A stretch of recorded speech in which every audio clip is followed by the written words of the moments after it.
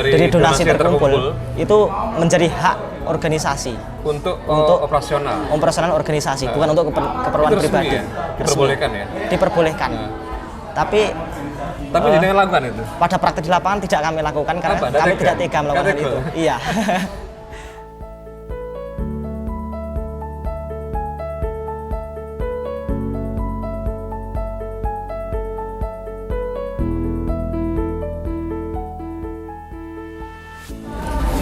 Oke lur, saya sudah berada di dalamnya Waskita Jawi Cafe di Ponorogo. Bersama saya sudah ada Mas Franky, beliau adalah pendiri dari Info Kemanusiaan Ponorogo. Halo Mas, Assalamualaikum.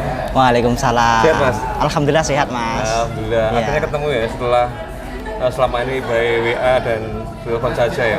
Alhamdulillah. Masih muda ternyata. Kelihatannya. Saya pikir usia saya. Tidak ya. Kadang-kadang kita harus belajar banyak dengan yang lebih muda karena mungkin pola pikirnya lebih fresh, lebih inovatif dibanding yang tua-tua. Kita juga selalu mohon bimbingan kepada yang tua-tua, bertambah pengalaman. Saling melengkapi lah ya. Saling melengkapi. Iya. Ini Mas, jenengan asli Ponorogo ya? Asli Ponorogo Mas. Iya. Lahir di Ponorogo? Lahir di Ponorogo. Di mana Mas? Tepatnya Kecamatan Sambit, Desa Ringenanom. Sambit, Desa Ringenanom, iya. Jenengan sehari-hari apa aktivitasnya sekarang? Kalau saya,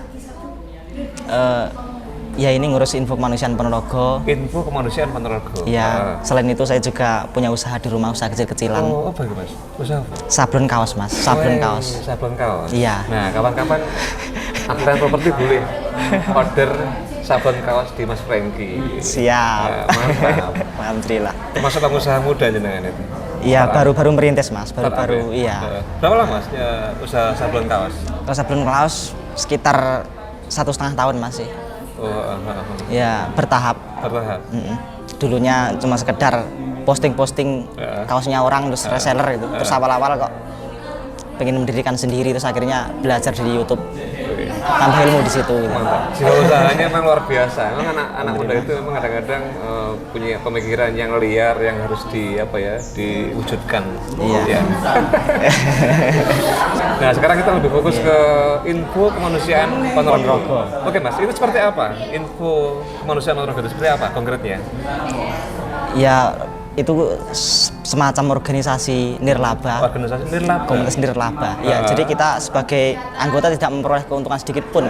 Tidak mengambil keuntungan dari aktivitas itu? Tidak mengambil tidak mengambil keuntungan sedikit pun, materi sedikit pun. Gitu. Jadi kita hanya mengambil ilmunya, hanya mengambil pelajaran-pelajarannya di situ. Gitu. Pokoknya pemuda yang pengen belajar, monggo bareng sama kita. Gitu. Berarti lebih ke membantu sesama manusia ya? Betul Mas, kegiatan sosial membantu sesama manusia dan sebagainya gitu. Kategori seperti apa yang dibantu Mas? Kali itu sebelumnya kita menelusuri dulu dari pihak yang mau dibantu itu kondisinya seperti apa. Kalau kondisinya memang mendesak dari keluarga yang kurang mampu dan membutuhkan dan sangat membutuhkan, itu kita berupaya untuk membantu Mas sebisa kita, semampu kita gitu. Berarti ada apa ya? Ada verifikasi dulu lah. Betul. Kita cek dulu. Ini emang dari keluarga yang sangat membutuhkan. Terus kondisinya bagaimana? Kalau sekiranya kita nilai itu layak untuk dibantu, ya kita bantu. Oh, gitu, seperti itu ya. Iya. Oke Mas. Ini kegiatan yang sangat positif yang insya Allah akan mengedukasi banyak orang, memberi motivasi bahwa kita selalu butuh figur-figur yang peduli dengan sesama seperti Mas Franky dan kawan-kawan ini. Oke Mas, awal mulanya Info Kemanusiaan Ponorogo seperti apa berdirinya? Awal mulanya, apa motivasinya mendirikan ini? Awalnya saya termotivasi dengan komunitas-komunitas yang lain di Ponorogo. Itu ada beberapa komunitas yang juga bergerak mungkin di bidang yang kurang lebih sama, yaitu kemanusiaan. Artinya kita berusaha membuat sendiri, merintis sendiri dari awal gitu. Yang semula Info Kemanusiaan Ponorogo hanya sebagai media yang menyebarluaskan informasi, tapi seiring berjalannya waktu banyak warga masyarakat Ponorogo yang usul pada kita untuk open donasi, untuk membantu langsung terjun ke lapangan dan sebagainya. Akhirnya kita memberanikan diri untuk terjun ke sana Mas. Tapi juga tetap mohon bantuan juga dari komunitas-komunitas yang lain.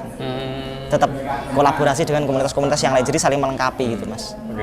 Artinya berarti jenengan itu memang bergerak di komunitas yang sudah ada, tapi jenengan lebih mengambil baik dan kurang tepatnya ya. Jadi misalnya kalau dari Mas Frank dan kawan-kawan lebih fokus di info kemanusiaan dan langsung turun ke lapangan memastikan ya Mas ya. Iya Mas. Terus Mas, komunitas info kemanusiaan Ponorogo ini berapa orang sekarang? Sekarang anggota masih sedikit, sekitar 22 orang Mas. 22 orang? 22 orang. Oleh banyak ya? Awalnya Pelan-pelan, jenengan Mas. sendiri atau sudah sama teman Mas? Awalnya saya sendiri, saya membuat satu akun media, satu akun Instagram, namanya Info Kemanusiaan Ponorogo. Awalnya seperti itu. Sendirian dan membuat akun IG. Iya, iseng-iseng Mas, karena pengangguran dulunya. Oh, baru lulus kuliah ya? Iya. Oh iya. Iseng-iseng saya membuat akun IG itu, kemudian menulis informasi-informasi terkait kemanusiaan yang sekiranya penting. Jadi kalau ada yang open donasi dari komunitas lain, open donasi itu saya repost di situ Mas. Jadi membantu komunitas lain. Orang lain membuat donasi, jangan membantu untuk menyebarluaskan informasi. Kan judulnya Info Kemanusiaan Ponorogo. Tapi seiring berjalannya waktu, orang-orang Ponorogo itu banyak yang mohon bantuan pada kita.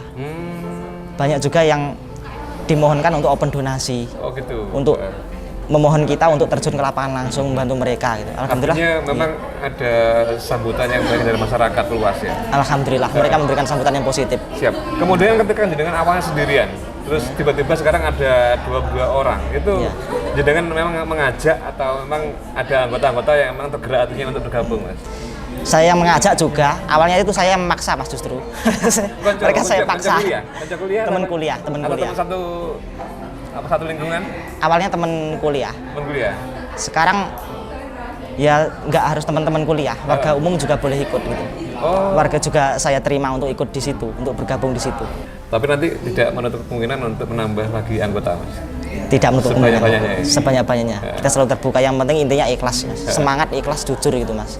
Di kita. Semangat, ikhlas dan jujur. Iya. Dan amanah ya. Amanah juga. Karena memang mengandung amanah ya. Karena donasi yang diberikan oleh masyarakat itu kan memang harus disampaikan ke yang mau dibantu. Iya. Tepat sasaran ya. Tepat sasaran. Dan kita juga harus transparan di situ. Transparan ya. Berapa dana yang kita peroleh kita share di situ. Laporannya? Laporannya ada. Laporannya kita posting secara terbuka. Di media atau? Di media juga, di yang pihak yang bersangkutan juga iya, pihak yang dibantu juga iya. Seperti tempo hari waktu kita dari Rawit ikut donasi jenengan WA saya pribadi ya. Betul. Saya WA pribadi ada. Iya. Share di media secara online juga ada ya. Online juga ada.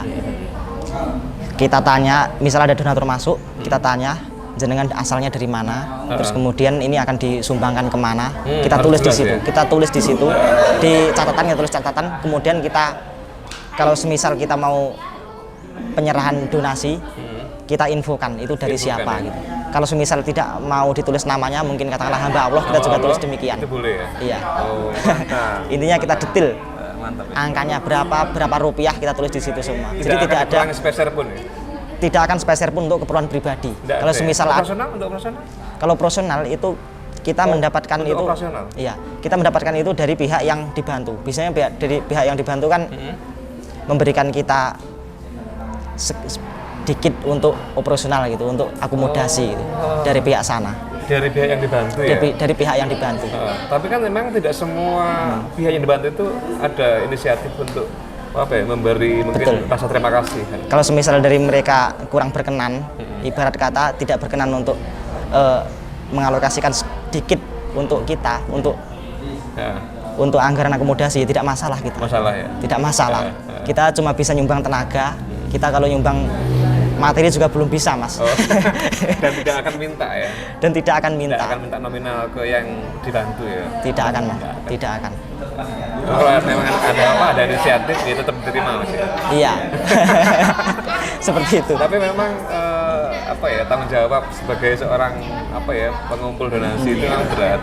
Jadi memang ada amanah yang harus disampaikan, dan itu memang tanggung jawabnya nanti dunia akhirat. Iya, betul. Ya? Betul. Dan amalnya luar biasa nanti itu. Luar biasa. Amin. Iya, amin.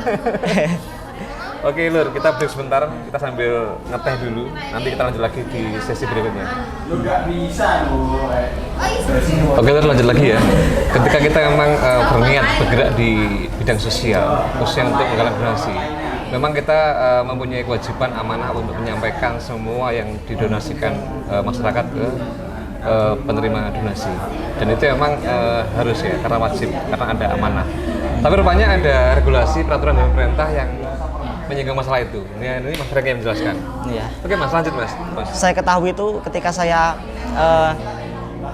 mendaftar di Kementerian Hukum dan Hak Asasi Manusia. Baru Saya tahu. ingin melegalkan ini, melegalkan komunitas ini, biar istilahnya banyak orang yang percaya dengan kita. Biar jadi ada legalitasnya. Resmi, ya? iya menjadi komunitas yang resmi. Kita urus ke notaris. Di situ kita baca pasal-pasal di peraturan pemerintah gitu. Saya lupa pasalnya berapa. Poinnya apa itu Mas? Poinnya? Poinnya, Pasal itu. poinnya bahwa sekitar bukan sekitar ya 10% dari donasi yang terkumpul itu menjadi hak organisasi untuk operasional organisasi, bukan untuk keperluan itu resmi pribadi. ya? Diperbolehkan ya? Diperbolehkan. Tapi jangan lakukan itu. pada praktik di lapangan tidak kami lakukan karena Kenapa? kami tidak tega melakukan hal itu. Iya. Pada awalnya memang kita murni nggak mengambil sedikit pun dari dana itu. Ya? Iya.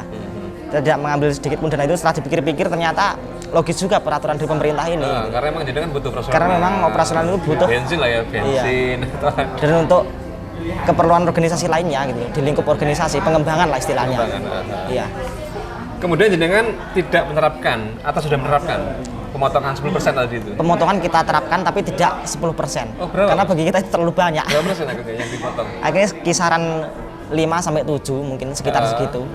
Kita memang mengambil untuk keperluan akomodasi, keperluan untuk operasional organisasi dan sebagainya, tapi tetap kita informasikan ke pihak yang bersangkutan, donatur dan ke penerima ya, dan juga tetap penerima, ya, supaya ada transparansi, supaya mereka benar-benar mengetahui itu. Jadi kita sifatnya transparan gitu Mas, tidak ada yang ditutup-tutupi dari kita gitu. Ya, iya.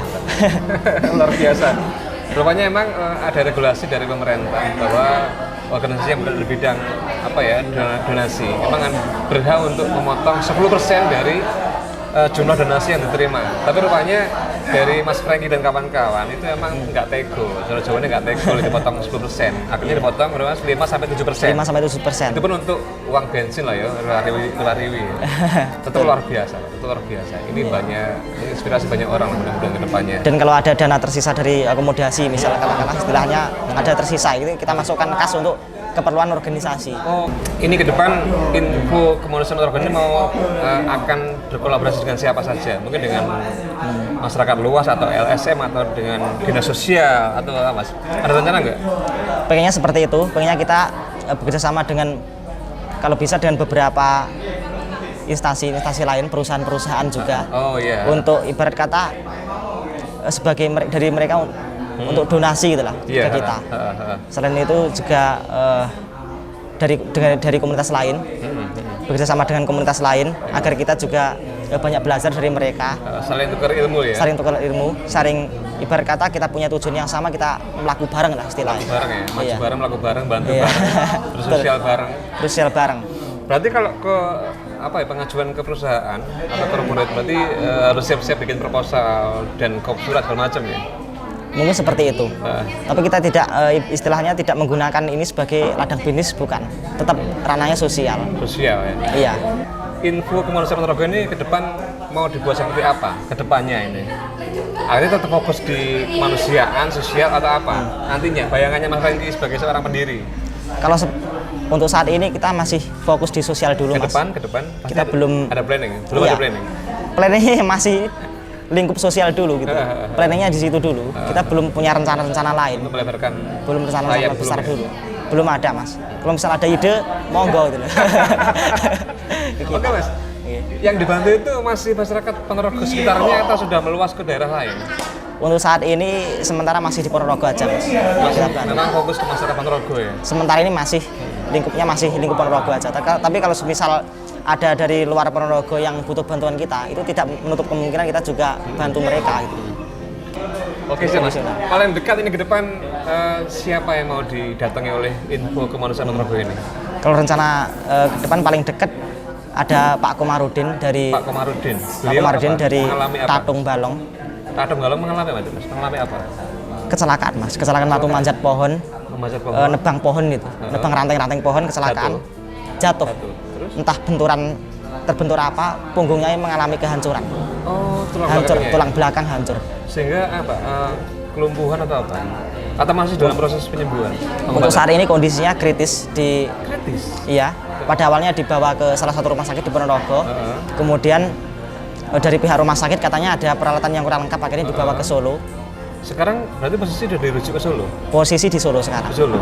Ada beberapa komunitas juga yang di sana. Ada beberapa anggota komunitas juga yang di sana buat menunggu dari pihak. Ikut ya? Untuk ngikut ikut pihak di pihak keluarga. keluarganya ya? Iya, betul. Untuk apa ya? Melihat perkembangannya Untuk ya? melihat perkembangan dan kondisi terkini gitu.